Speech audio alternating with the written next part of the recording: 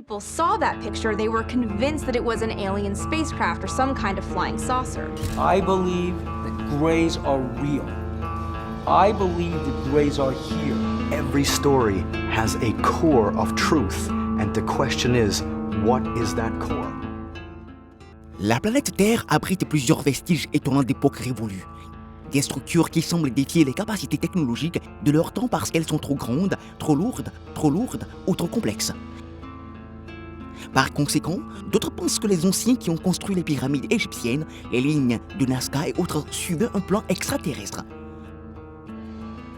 Peut-être que les personnes qui ont construit ces sites n'étaient pas de notre monde. Bien sûr, il est amusant de spéculer sur l'existence ou non d'extraterrestres sur Terre. Mais aujourd'hui, dans cette vidéo, nous vous présentons des artefacts archéologiques qui fournissent des preuves solides que, dans un passé lointain, des extraterrestres ont marché parmi nous. Le crâne de Starshield Mexico. En février 1999, l'écrivain et conférencier sur le thème de la connaissance alternative, Lloyd P, a acquis le crâne du Starshield. Selon P, le crâne a été découvert vers 1930 dans un tunnel de mine à environ 160 km au sud-ouest de Chihuahua, au Mexique. Le crâne est inhabituel à bien des égards. Sur la base d'une analyse du maxillaire supérieur droit trouvé avec le crâne, un dentiste a conclu qu'il appartenait à un enfant âgé de 4,5 à 5 ans.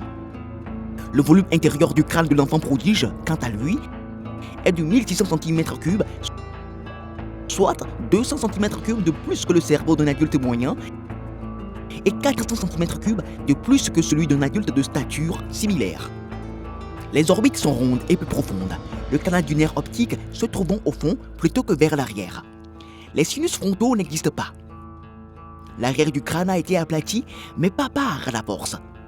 Bold, un laboratoire d'ADN médico-légal de Vancouver, Colombie-Britannique bien sûr, a découvert des chromosomes X et Y standards dans 2 échantillons prélevés sur le crâne en 1999. Bold n'a pas réussi à extraire de l'ADN du maxillaire.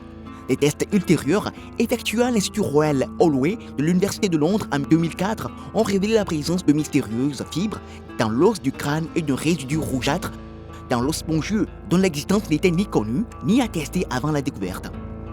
Malgré l'opposition de la science établie, le crâne a piqué l'imagination de ceux qui enquêtent sur les ovnis et les formes de vie extraterrestres.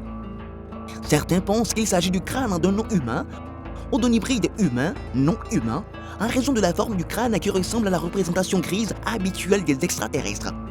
Lloyd P pense que le crâne de Starshield est le résultat d'une manipulation génétique extraterrestre donnant naissance à un hybride humain alien, sphère de pierre du Costa Rica.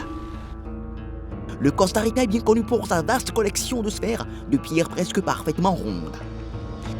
Pour mieux comprendre les sphères de pierre qui parsèment le paysage costaricien, il faut remonter au début des années 1930. À l'époque, la United Fruit Company était à la recherche de nouvelles propriétaires pour une plantation de bananes. Elle a découvert un excellent emplacement dans la vallée de Dickey. Cette vallée est située près de l'océan Pacifique, dans l'ouest du Costa Rica. Lorsque les ouvriers ont commencé à enlever les terres de la jungle, ils ont découvert quelque chose d'inhabituel, des sphères de pierre. Certaines ne faisaient que quelques centimètres de diamètre, d'autres étaient énormes. Les plus grosses sphères faisaient 7 pieds de diamètre et pesaient 16 tonnes. Les pierres ont été étudiées scientifiquement pour la première fois à la fin des années 1930 et au début des années 1940. Environ 300 sphères de pierre ont été découvertes au Costa Rica à ce jour. Beaucoup de ces pierres ne sont pas complètement sphériques. Elles sont néanmoins étonnamment lisses. Selon les mesures scientifiques, beaucoup d'entre elles sont très proches de la sphère parfaite. Alors, d'où viennent ces sphères en premier lieu? Où sont-elles même de ce monde? Les habitants de la région ont immédiatement commencé à spéculer et de nombreux mythes ont été élaborés pour expliquer ces mystérieuses sphères de pierre. Certaines personnes, par exemple, pensaient qu'elles avaient été livrées sur Terre par des extraterrestres. D'autres pensent qu'elles ont été liées au continent de l'Atlantide, disparu depuis longtemps. De nombreux non-experts pensent que les sphères dites de Dicus étaient utilisées à des fins astronomiques, tandis que d'autres croient qu'elles indiquaient le chemin vers des endroits clés. La vérité est que personne n'en est certain et que ce mystère historique pourrait ne jamais être résolu. Le peuple Chipchan, qui habitait auparavant le Costa Rica et d'autres régions d'Amérique centrale, a disparu avec la conquête espagnole et avec lui, l'utilité des sphères. La pièce ovni française. Les enquêteurs sur les ovnis affirment qu'une pièce de monnaie française du XVIIe siècle fournit la preuve absolue d'observation d'ovnis il y a des centaines d'années. L'ancien jeton, un type de pièce de monnaie utilisée pour compter, présente une étrange entité ronde qui ressemble à une soucoupe volante. Certains ont même affirmé qu'il s'agissait de la roue d'Ézéchiel, qui, selon eux, est le récit biblique d'une rencontre avec un ovni. Les sceptiques ont proposé diverses théories au fil des ans, notamment que le jeton ressemble à un champignon à la dérive, à une fleur ou même à un bouclier. Selon Scott C. Waring, rédacteur en chef du FO Sighting Daily, ce jeton est la preuve que les observations d'ovnis étaient si fréquentes dans l'ancienne France qu'elles étaient imprimées sur des pièces de monnaie. Je suis à la recherche d'un de ces jetons depuis quelques semaines. Elle est vraiment étonnante et constitue la preuve absolue que, dans les années 1600, les Français ont été témoins de suffisamment d'observations d'ovnis pour décider d'engraver une partie sur des pièces de monnaie. Un homme fusé de 3000 ans. Est-il raisonnable d'émettre l'hypothèse que cet artefact en pierre vieux de 3000 ans est une reconstitution d'un ancien vaisseau fusée avec une seule cabine de passagers? Cette figure sculptée dans une pierre brun-jaune a été découverte à Tuşfa, en Turquie, en 1973. Tuşfa est aujourd'hui connu sous le nom de Toprakal. De nombreuses personnes pensent que cette figure représente une sorte d'astronaute antique attaché à une fusée. Tuşfa était à l'origine la capitale de la monarchie d'Urartu, un royaume disparu depuis longtemps. Bien que l'on sache peu de choses sur ses débuts ou sur les personnes qui y vivaient, des sources historiques nous apprennent qu'il s'agissait d'artisans du métal renommé qui parlaient une langue de type urien. Si, pour nos yeux modernes, il pourrait s'agir d'un objet totalement différent. Cette intéressante statue représentant un homme ressemblant à un extraterrestre en tenue spatiale sur une fusée est l'un des éléments de preuve les plus difficiles à prouver pour la théorie des astronautes antiques. De nombreuses personnes pensent qu'il s'agit de la preuve physique ultime que des êtres d'un autre monde ont visité la Terre dans un passé lointain. Xdorp. Des mineurs de la ville isolée d'Otosdal, dans la province du nord-ouest de l'Afrique du Sud, ont découvert d'étranges sphères métalliques connues sous le nom de sphères de Klerksdorp alors qu'ils travaillaient dans des mines de pyrophilide. Ces sphères brun, rougeâtre foncé, quelque peu aplaties, mesurent entre moins de 2 cm et 10 cm de large et certaines d'entre elles présentent 3 rainures parallèles autour de l'équateur. Les spécimens les plus remarquables semblent avoir été fabriqués.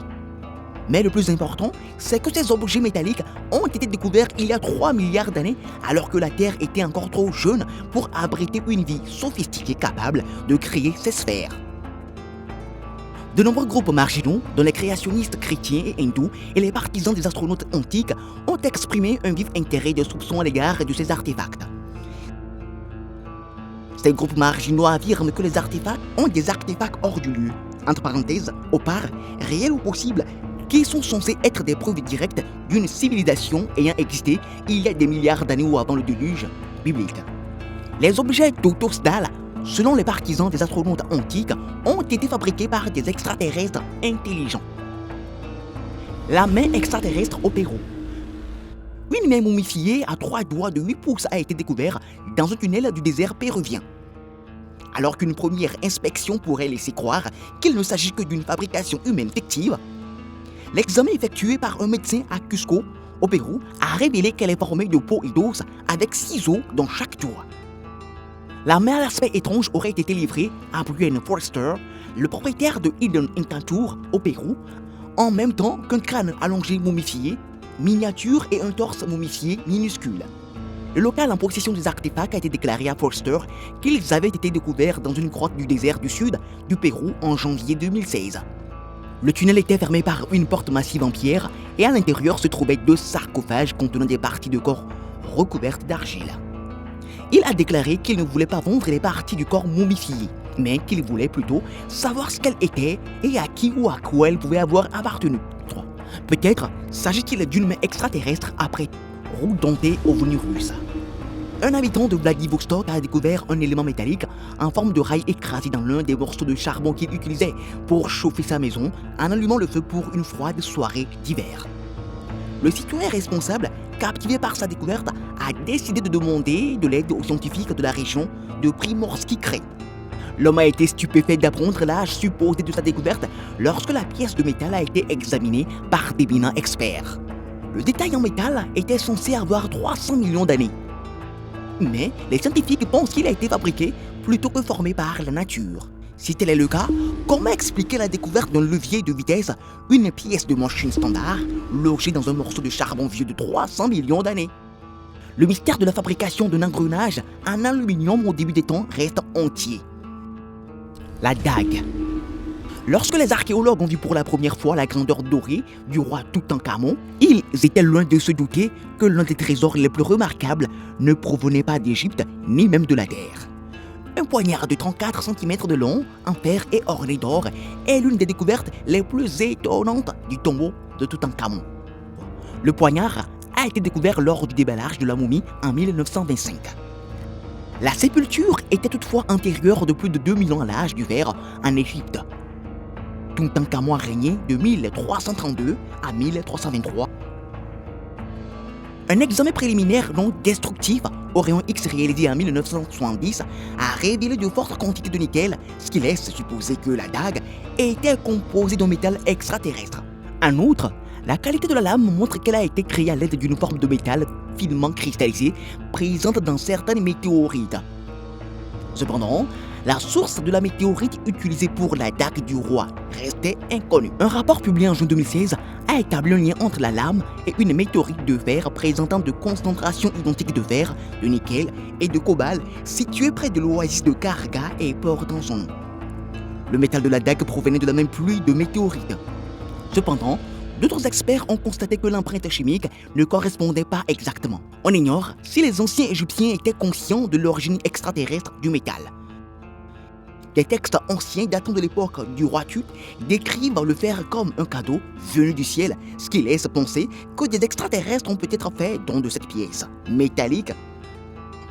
Y a-t-il suffisamment de preuves dans les artefacts pour vous convaincre de l'existence des extraterrestres? Dites-nous ce que vous en pensez dans les commentaires ci-dessous.